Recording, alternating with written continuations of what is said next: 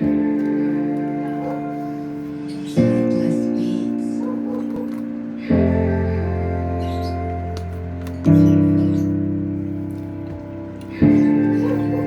kay Diwata, ginawa ko siya ng kanta.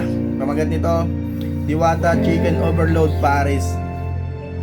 Sana magustuhan niya at sana magustuhan nyo rin to.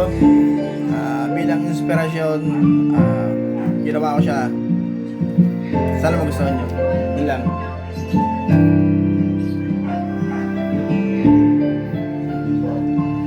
Masyado maingay yung ecosystem natin sa baba.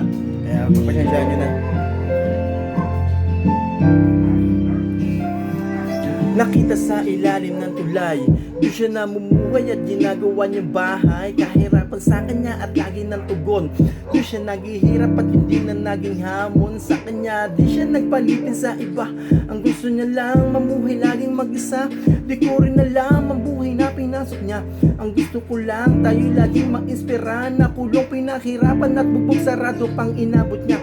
Kaya ngayon doon siya natauhan nag-iba. Pinatunayan lang na di pa huli ang lahat. Umahon ng bigla at nakilalang na madla.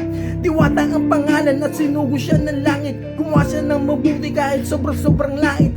Pangit ng sarili, mabahong kilikili. Gumanti ang langit kaya ito kanyang sinapit. Diwata chicken and rice, ito ang paborito. Pinupuntahan din ito at laging dinadayo ng mga mahihilig kumain ng pares dito. Diwata overload ang pagkain tawag dito. Diwata chicken and rice, ito ang paborito. Pinupuntahan din ito at laging dinadayo ng mga mahihilig kumain ng pares dito. Diwata overload ang pagkain tawag dito. Sana nagustuhan niyo yun, Diwata. Sana makarating sa kanya. Thank you.